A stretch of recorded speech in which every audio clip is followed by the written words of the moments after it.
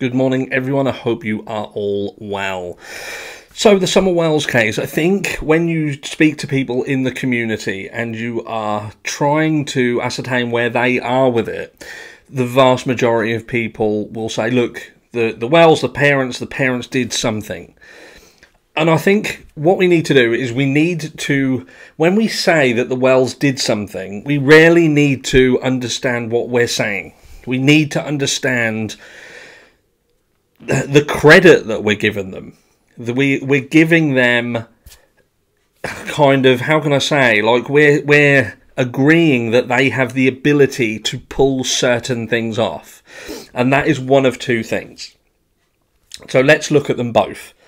So the first thing that we would potentially be saying that they would be able to do is, in the event of an accident, so something happens, whether it happens at the swimming hole or whether it happens at home afterwards, they have the ability to coordinate sorting that out. Now, if it's a fatal accident, so we're talking about something happens at the home and Summer is left deceased.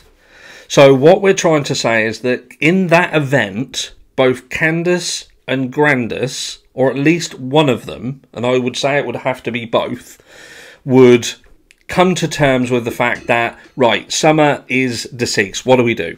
So they would then have to call someone, which I would ascertain would have to be Don. We're considering that Don is the person who is called.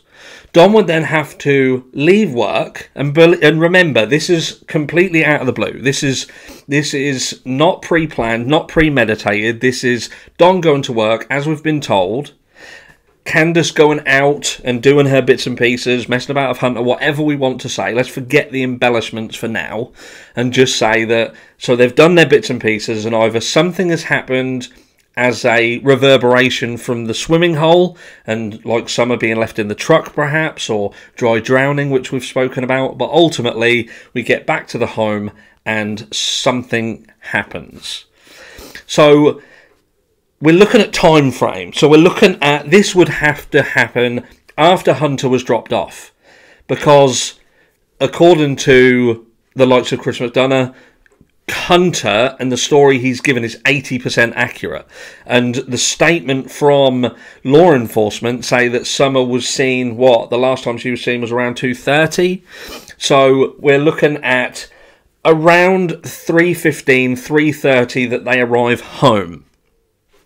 So you're then looking at a 3-hour window between Summer getting home and being reported missing. So in a 3-hour window, with a completely out of the blue accident that renders their child deceased, that they all of a sudden are able to formulate a plan to get Summer off of the premises or get her hidden with somebody, near somebody, to put her somewhere temporarily, to go back, to get without anybody knowing. Because I'm telling you now that in the event that this is an accident and Summer fell foul of something at home, then there's too many moving pieces for someone not to have cottoned onto something in a year's time or a year down the track. Let's not forget, there was a reward fund. These people around here surely like money. We've seen the fact that they're coming onto YouTube, they're building channels, they're doing it for monetization purposes. Which, do you know what? Anybody can come onto this platform and build a channel. That's the reality of it. And we can get frustrated about our morals versus their morals, and is it right that they're doing it? But ultimately, if you want to come onto the channel and people are willing to listen to you, to devote their time to you, to give you money, then you can make money. And that's as simple as that. So they are coming on to make money. So if somebody knew some information, say Jodie Sue Brown, we believe that Jodie Sue Brown hates the Wells. She hates them. Can't stand them. She did videos prior to Summer going missing. They are all over Facebook where she didn't like them. So do you think for 1 second that if there was one piece of information that could nail Don or Candus to the wall, that it wouldn't have been done by now? It wouldn't have been done by now.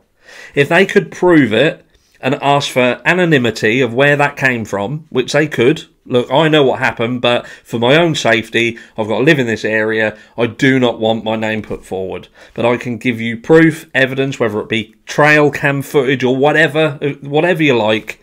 Someone would have done it. Someone in this area would have spoken out. In the event of this being a tragic accident. You could argue, why wouldn't they have just gone to law enforcement? Why wouldn't they have just called an ambulance? People will turn around and say, but she could have been messing about with Hunter. But they could have formulated a plan that something else happened. They could have, was Candus smashed off her face as well? They could have formulated a different plan other than Summer completely vanished off the face of the planet. They could have said that she wandered off. They literally could have said she was she was here 1 minute and the next minute she was gone, but she was prone to wandering off. But they very, very quickly jumped to the fact that she was taken. And we're going to come to that later. Don't forget that. Very, very quickly she was taken. So there you go. In the event that this was an accident at the home, caught on the hop, would they have had the time, the ability to do this without anybody knowing? Without the risk that this third party that they would have brought in to help them, who would they have brought in to help them? Would the church have helped them? Could they have gone to David Dotson and, like people have said, about doing a cremation? They got cremated. So in the event of an accident, Candus rings Don, has this conversation. Don then rings David Dotson, has a conversation. There's been an accident. Can you set up a cremation for me? David Dotson say, yeah, no problem. Bring it to me. Get it, and we'll get it sorted. Get it done. That's what we're saying. That's what we're saying. Without anybody knowing, anybody cottoning on to it, nobody seeing anything. All of the data in terms of digital footprint, telephone pings, whatever. Because if they would have found anything in all of that data, by now, they would have been hauled in. 100%. 100% if that data did not corroborate what they've told you as a timeline, then they would have been in. So then we say, right, okay, not accident. We say premeditated. Something to do with trafficking, a drug debt, etc., etc. So what are we saying that this family is? Are we really saying that Don and Candus, as we've seen them, what we know about them, are involved in drug cartels? Where they're involved in the Mexican drug cartels and trafficking rings. And again, without anybody around there knowing it. Without anybody coming out and saying that they are.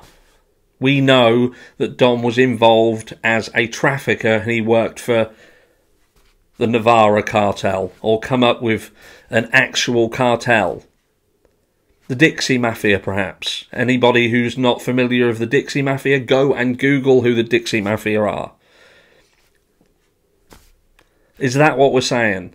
We're saying that Don, instead of working as a drywall in drywall installation, and when he went to Utah and places like that, it was a cover for being basically a henchman or something for a drug cartel. Don wasn't a great criminal. His rap sheet is quite extensive. He's not very good at it. And some of the things that he got caught for shows how sloppy he is as a criminal. Look what he did not long after Summer went missing. He got himself arrested again for driving a truck under the influence of alcohol. That's how clever and smart Don Wells is. He knew that people would be he would be a well-known face. He knew the potential to be probably pulled over, but he got himself put in got put in jail for months and months. He's now got to do rehab because of stupidity, a mistake, an error. So how is it that we can say that he's this basically a criminal who could mastermind the abduction, the kidnapping of your own child, the hiding of them, the whatever it takes to make a child vanish, to disappear, without anybody knowing, anybody being able to say anything, all of the data and everything support and everything they say, but yet he can get arrested and put in prison for drink driving because he's an idiot, because he was emotional, pissed off, and went out to get fags when he shouldn't have done. Do you really think that a guy with this much that he's done in the background to hide this huge, huge crime would then make such a stupid mistake to do that? Because he would have to trust that Candus and Grandus has his back once he's out of the way. If he is the mastermind behind it, why would he risk doing something that would put him out of the equation? There's a lot of questions still here, and if we want to go down the route of the parents are the ones that did it, we must understand that that means accepting certain things. We're giving them, like I said, we're giving them certain credit. You know, the Candus that we see, we know and we love, on the lives with Benny Keys, asleep in the church, smoking on seats with fag butts and ash dropping all over her. She is a mastermind. She is a mastermind criminal who can be part of a plan involved in drug trafficking, child trafficking, that would vanish their own child. There is a third option for this, but we'll talk about that in another video. So what are they? Are these foolish people who made a mistake and paid a price? Or are they criminal masterminds who managed to dupe TBI, Hawkins County, and anyone looking into it? Because there isn't one person who truly knows at this stage what happened, apart from the people who were there that day. How can that be unless they're either telling the truth or they're very, very good at lying? Let me know what you think, and I'll catch you all in the next one.